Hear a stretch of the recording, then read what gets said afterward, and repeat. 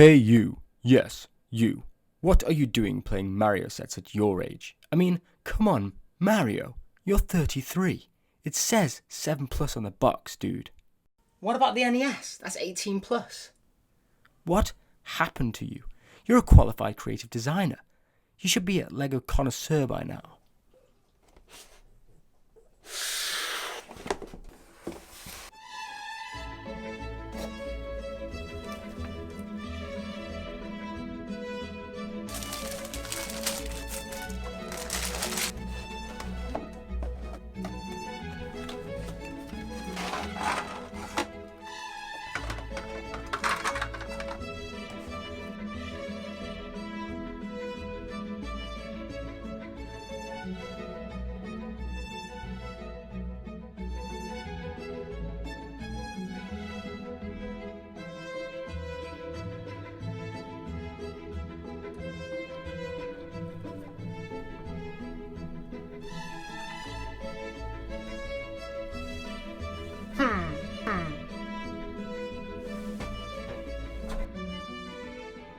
Hey guys, Chris here, aka bricknit, and I really hope you enjoyed that beginning.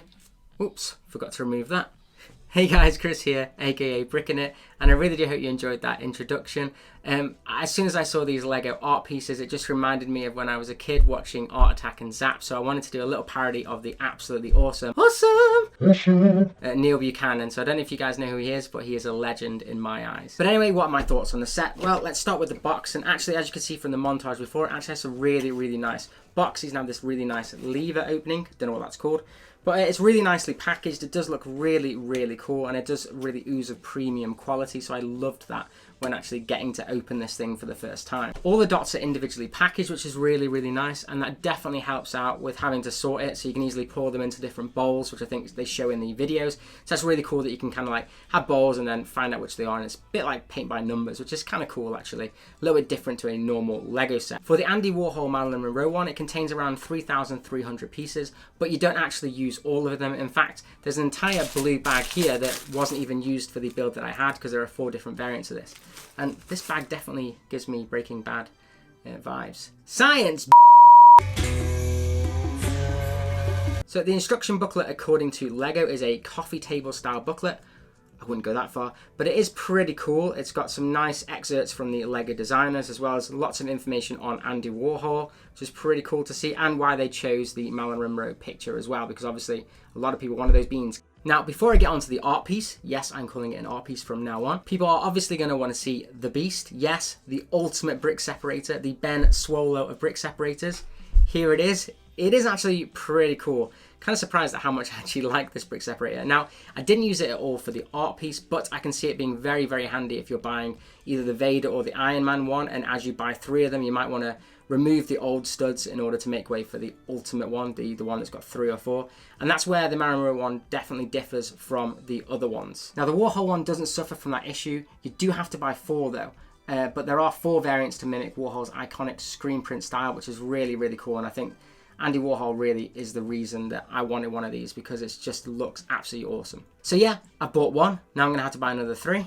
Thank you, LEGO. And that brings me to another point. This is super boring to build, in my opinion. It only took me and Steph around an hour and a half to build together, and I can definitely see why they've included the soundtrack to try and make that go a little bit easier. The soundtrack was an hour 40, and we took around an hour 30 to build, so it wasn't too bad on that front.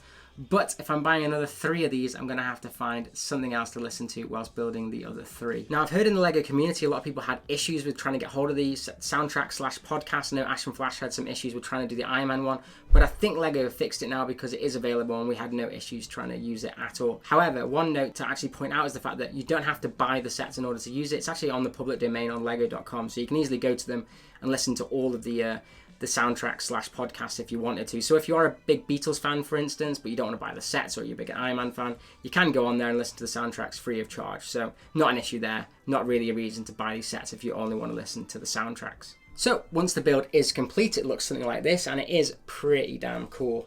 I mean, look at it. It is awesome. I mean, it pops color. It looks absolutely crazy from far back. It just does look really, really sweet. Now, if you're unsure what the size is, this is actually a 48 by 48 with a 1 brick frame that's made. So if you're trying to think about how it is, it's like one of the big grey plates. But if you're actually in the store itself, one really interesting point on these is, if I get the box back up, as you can see, it's pretty much the exact same size as the box. So if you've got the box in the store and you're kind of trying to think how it'll fit in your house, just think of the box, maybe put it on a wall or something in the store, and you can definitely have a look and think if it's big enough for you.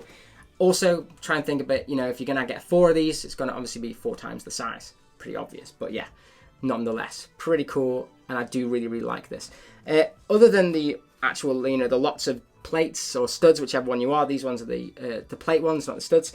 You also get a 2x4 Andy Warhol signature, which is really, really nice to see. That is an awesome piece. The biggest issue I have with this set itself is actually just the price. I mean, it contains 3,300 pieces, which gives it a pretty interesting price a piece of 3.5p or 3.5 cents roughly in America.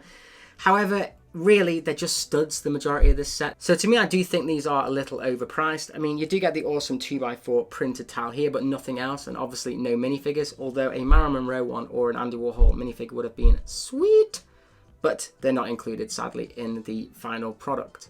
But to be fair to the set, the 16x16 Technic pieces that connect this all together are pretty cool, as well as the little hanger piece that comes with it. That's a new piece as well for the set. So that's pretty cool as well. So they have thought of new things to actually use these on, and they're not just using old kind of pieces, which is fair enough. But I would have loved to have seen LEGO promoting a discount if you buy multiples of these, because obviously I'm going to have to buy 4 of these in total, which is a staggering £460 in the UK to get 4 of these.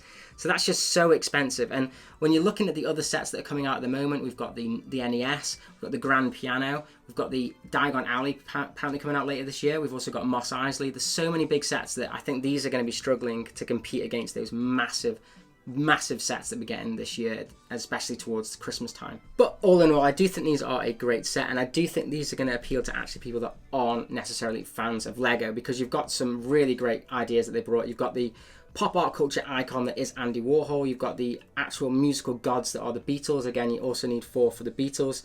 You've got Star Wars and Iron Man, which are obviously the 2 biggest iconic kind of franchises around at the moment. So they've got, you know, they've hit all 4 bases there. So I do think they're going to appeal to people that aren't necessarily fans of LEGO but want to have stuff like this as artwork in their house. I absolutely love mine, and I'm sure I'll be picking up the Vader one as well to make that ultimate Vader one. Yes, the Vader one.